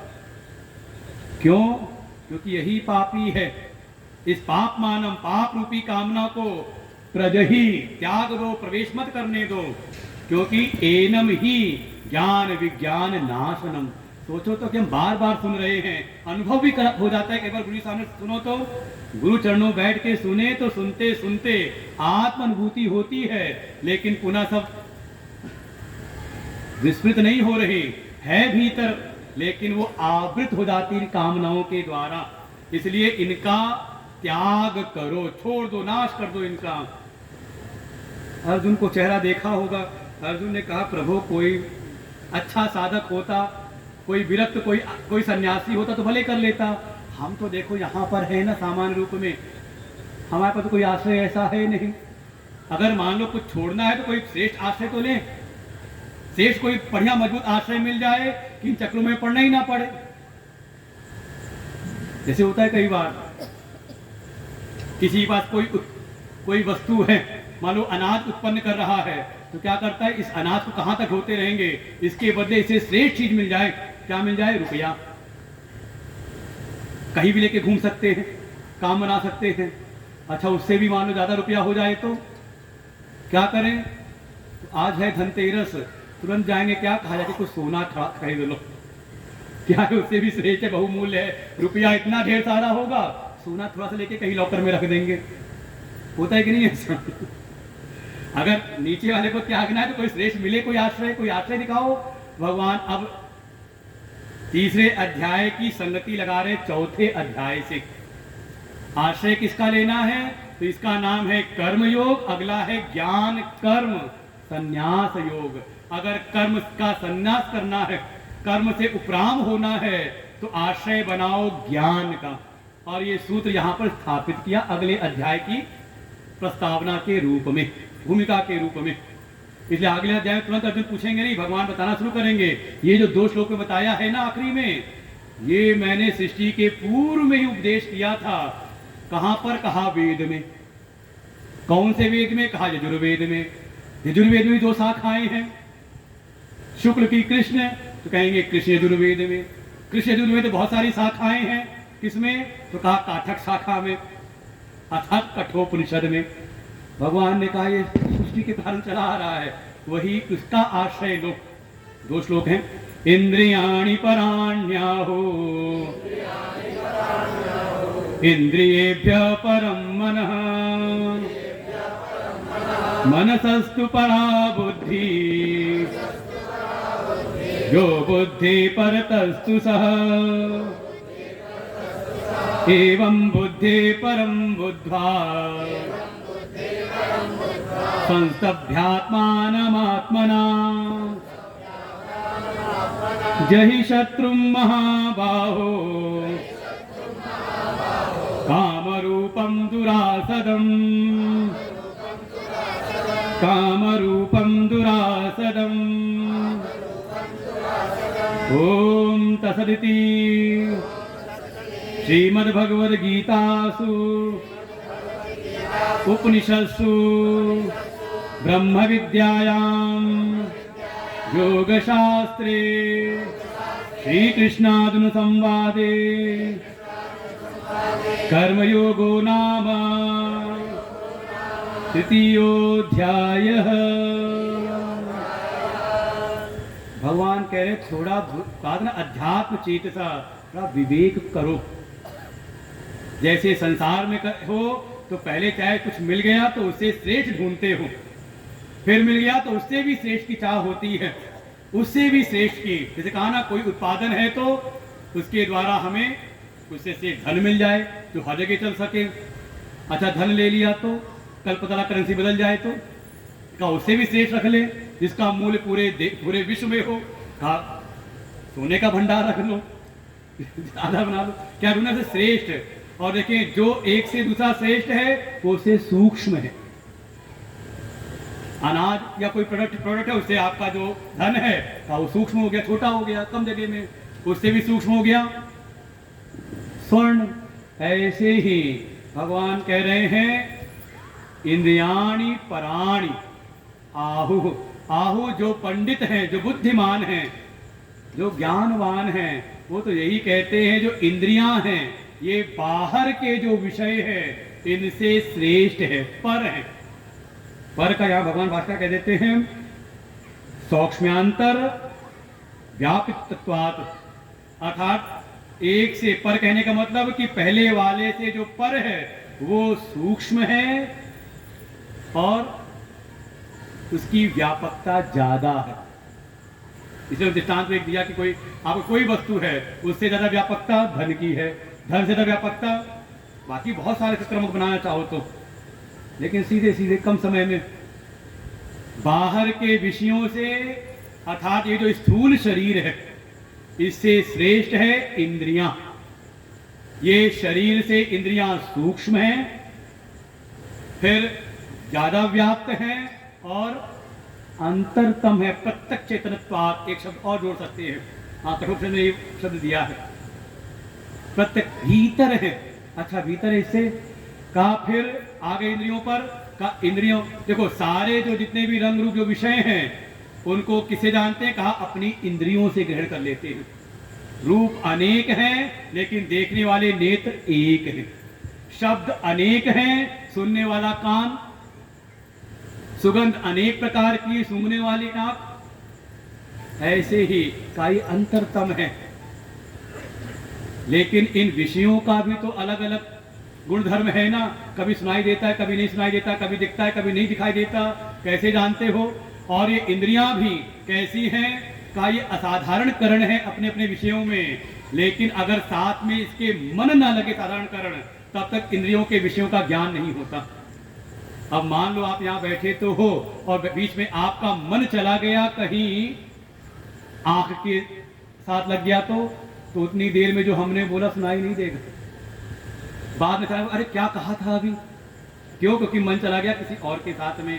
कहा इन इंद्रियों से सूक्ष्म है, कहा मन इंद्रियेभ्य परम मनः, इंद्रियों से परे है मन। क्योंकि इंद्रियों के भी जो अनेक गुण धर्म हैं, इनको आप किससे जानते हो? कहा मन की वृत्तियों से। अच्छा, मन देखो भीतर आ रहे हैं और समेट रहे हैं, बाहर बहुत विस्तार है विषयों का, लेकिन उनको जानने वाले 5 ज्ञान की इंद्रियां हैं। फिर इन 5 इंद्रियों के द्वारा प्राप्त होने वाले विषयों को समाहित कौन करते? कहा मन। कहा मन के भी अनेकों विचार हैं, अनेकों मत हो जाते हैं। कहा इस मन में भी जो अनेकों संकल्प विकल्प उठ रहे हैं, अनेकों इच्छाएं आई होंगी धनतेरस पर कि क्या लेना है, ये ले वो ले ये ले क्या ले सब ले, लेकिन अचानक एक निश्चय वो नहीं, यही लेंगे इस बार। किसने किया? का मन से भी जो अंतरतम है, मनसस्तु परा बुद्धि, उससे भी श्रेष्ठ है, पर है बुद्धि। अच्छा, बुद्धि तो बुद्धि की बात तो कुछ नहीं ना। कहा नहीं, बुद्धि के भी अनेक रूप हो जाते हैं। कभी तो लगता है सत्संग बड़ा अच्छा, सब समझ में आ गया, और कभी लगता है तो कुछ पल्ले पड़ा ही नहीं। तो ये बुद्धि के भी ज्ञान और अज्ञान, समझ और ना समझ को आपने कैसे कह दिया? इसके साक्षी बने ना, कोई और साक्षी है ना इसको जानने वाला, उससे अंतरतम। तथा यह सर्वदृश्येभ्यो बुद्धि अंतेभ्य अभ्यंतर, का उन बुद्धि के भी बुद्धि भी हो जाती है दृश्य, उसकी वृत्तियां बन जाती है दृश्य, और उसको भी जानने वाला बुद्धे परतः तु सह, वो जो है बुद्धि से भी पर है। कौन? तो उसी को पकड़ना है, उसी का आश्रय लो। एवं बुद्धे, ये पढ़ लिया, पढ़ तो लिया। एवं बुद्धे परम बुद्ध्वा, इस प्रकार से, इस क्रम से विषय से इंद्रियां श्रेष्ठ है, इंद्रियों से मन श्रेष्ठ है, मन से बुद्धि श्रेष्ठ है, और बुद्धि से भी जो सर्व साक्षी है, कहा उसको सबसे श्रेष्ठ जानो। बुद्धि परम, बुद्धि से भी जो परम है उसको जान करके फिर करो क्या? संस्तभ्य आत्मानम आत्मना। अब शब्द ले रहे हैं, उस आत्म तत्व में ही संस्तभ्य हो जाओ, अर्थात समाधिस्थ हो जाओ। कैसे? सहारा किसका लो? वो जो सत्संग के द्वारा, गुरु सेवा के द्वारा जो संस्कारित आपका अंतःकरण है आत्मना, उसके द्वारा उस अपने आत्म चैतन्य में ही समाधिस्थ हो जाओ। अपनी प्रज्ञा को उसी में स्थित कर लो, और स्थित होकर के वो प्रबल आश्रय पकड़ करके, जही शत्रु महाबाहो, हे महाबाहो अर्जुन, तुम इस काम रूपी जो परम शत्रु है दुरासदम, जिसको जीत पाना अत्यंत ही दुष्कर है, आसान नहीं है। और देखिए भगवान कैसी व्याख्या करते हैं, सूत्र रखते हैं तो उसको कहीं तक ऊंचा तक ले जाते हैं। पहले क्या है ज्ञानियों के लक्षण में कि हम प्रयास करते हैं कि विषयों का त्याग कर दे, तो बाहर से विषयों का त्याग भी कर दे तो भी कहीं ना कहीं सूक्ष्म रूप में रस बुद्धि भीतर रहती है। कैसे है? विषया विनिवर्तन्ते निराहारस्य देहिनः। आप निराहार रहने लग जाओ, विषयों का त्याग करो, तो कुछ दिन बाद विषय भी आपके पास आना बंद हो जाते हैं। अरे 2-4 बार कह दो नहीं हमें चाय मीठी नहीं चाहिए, धीरे धीरे अपने आप मीठी चाय आना बंद हो जाएगी। अरे हमें शुगर, हम तला भुना नहीं खाते, धीरे धीरे आना ही बंद हो जाएगा, पहचान लेते हैं लोग, तो विषय अपने आप निवृत्त होने लगते हैं। लेकिन भीतर बैठी रस बुद्धि तो मन में होता है, इतना भी मना थोड़ी ना कि कभी खा ही नहीं सकते, एक तो खा ही सकते, एक तो ले ही सकते। क्या है का भीतर रस बुद्धि रसवर्जम रसो अपि अस्य परम दृष्ट्वा न निवर्तते। भगवान उस ज्ञान की महिमा को कहीं छोड़ते नहीं हैं। जो कर्म योग है उस ज्ञान निष्ठा के लिए ही साधन रूप है, ये ना भूलो। जब तक वो स्थिति नहीं पाई है तब तक कर्म योग में लगे रहो। भगवत वचनों को, गुरु वचनों को अपने जीवन में धारण करो, क्योंकि पहुंचना कहां पर है का उस आत्म आश्रय को प्राप्त करना है। जब तक उस आत्मा का साक्षात्कार न हो जाए, आत्मा, गुरु और परमात्मा तीनों में जब तक अभेदत्व ना आ जाए, ब्रह्मात्मय की बुद्धि ना तो स्थापित हो जाए, तब तक स्थिति नहीं है तो तब तक लगे रहो कर्म के साधनों में। श्री भगवान उवाच इमं विवस्वते योगम प्रोक्तवानहम अव्ययम विवस्वान् मनवे प्राह मनुरिक्ष्वा कवे ब्रवीत् एवं परंपरा प्राप्तम् इमं राजर्षयो विदु सकाले नेहमता योगो नष्ट परंतप। और फिर यही से भगवान फिर देखो यहाँ पर भीतर लेकर के गए हैं, विषय से का इसके साथ दृष्टा नेत्रों तक, इंद्रियों तक आओ, फिर इंद्रियों का भी जो साक्षी है मन का वहां तक पहुंचो, मन से भी पीछे जाओ बुद्धि, बुद्धि से भी जो बुद्धि का भी साक्षी है, सर्व साक्षी है का उस आत्म चैतन्य में स्थित हो जाओ।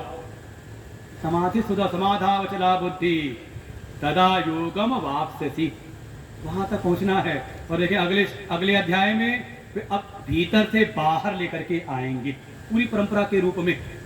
कैसे? तो जब भगवान की कृपा होगी, पुनः संकल्प हमारे अशोक जी के मन में आएगा कि फिर चौथा अध्याय सुनना है कि कर्म योग तो हो गया, तो जो कहा था कर्म का संन्यास मत, लिया हुआ कर्म मत छोड़ो और नया प्रारंभ ना करो, छूटे कैसे?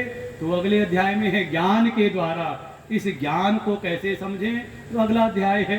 तो जो भगवान की कृपा से, वो जो गुरुदेव भगवान के परम अनुग्रह से, संतों की कृपा से पुनः जब मन में आएगा तो पुनः एक बार फिर कम से कम ये है कि अगर लगता है कि गीता जी हमारे जीवनोपयोगी है, जीवन के हित के लिए, परम कल्याण के लिए है, तो कम से कम घर में गीता लेकर तो जरूर जाओ।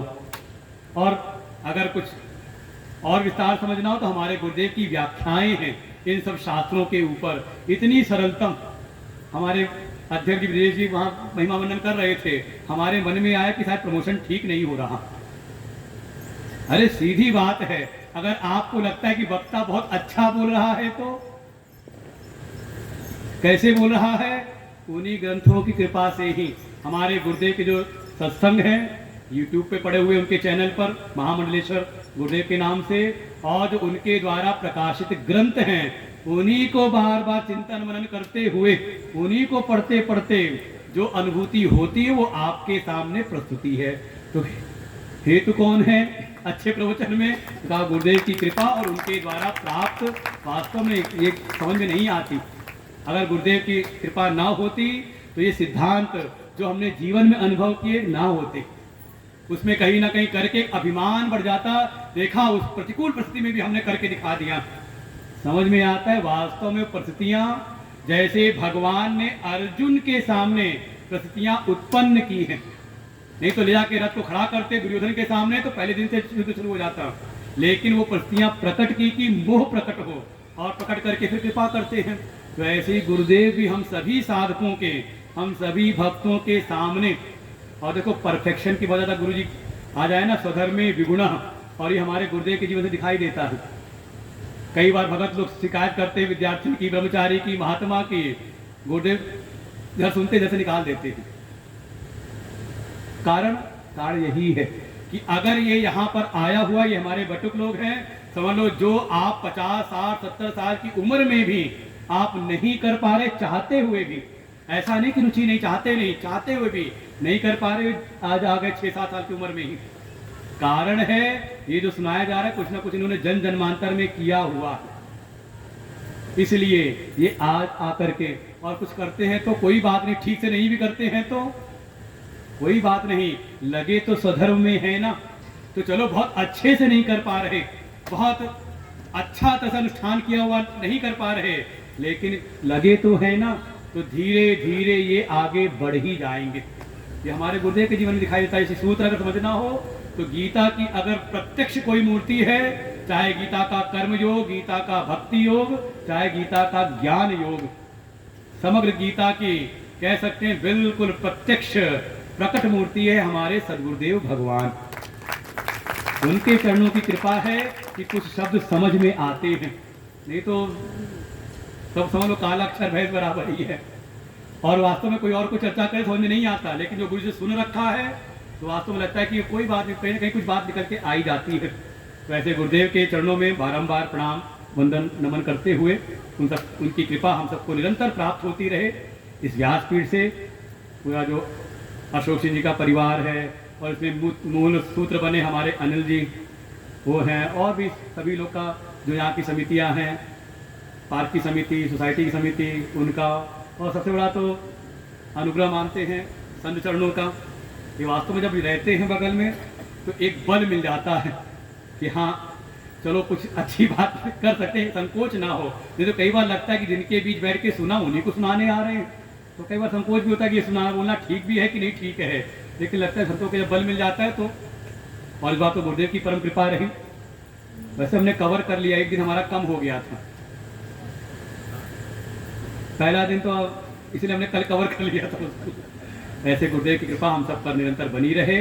निरंतर इस ज्ञान के मार्ग में, गीता के मार्ग में बार बार सुनते सुनते ही का एक समय भीतर टिक जाती है, ये धारण भी होती है। तो इन्हीं भावों के साथ में ये अपनी वाणी को विराम देते हैं। सभी का कल्याण हो, सभी आगे कल्याण के मार्ग में आगे बढ़ें, लेकिन जुड़े जरूर कर्म के द्वारा। और देखिए प्रारंभ में भगवान ने बड़ा संकोच किया, सीधे नहीं कहा, कहते तद अर्थम, उसके लिए यज्ञ के लिए करो। लेकिन जब सुनते सुनते लगा कि अब इसका मन लग गया है, भगवान बदल जाते, कहते मद अर्थम मई सर्वाणी कर्माणी। और इसका बिल्कुल स्वरूप हमारे गुरुदेव कभी किसी से कुछ कहते नहीं सेवा के लिए, लेकिन नहीं कह रहे तो मतलब करना भी नहीं चाहिए।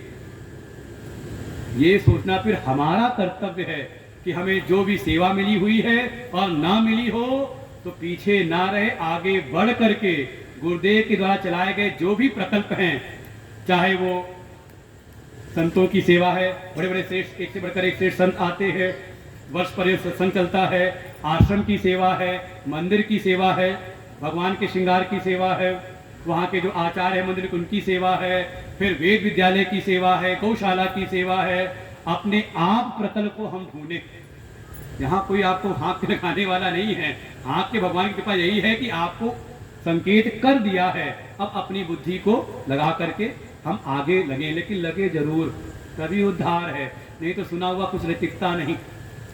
ये सेवा ही पात्र बनाती है इस ज्ञान की। इन्हीं शब्दों के साथ सब आगे बढ़े, कल्याण के मार्ग पर लगे। सर्वे भवन्तु सुखिनः, सर्वे सन्तु निरामयाः, सर्वे भद्राणि पश्यन्तु मा कश्चित् दुःखभाग् भवेत्। ओम पूर्णमदः पूर्णमिदं पूर्णात् पूर्णमुदच्यते पूर्णस्य पूर्णमादाय पूर्णमेवावशिष्यते। ओम शांति शांति शांति। हरि ओम। श्री गुरुभ्यो नमः। हरि ओम। आज चिंता न ग्रहण करें, पहले पूरे धैर्य के साथ जैसी औपचारिकताएं हैं आलोक जी बताएंगे सब, तो उसका हम पालन करें।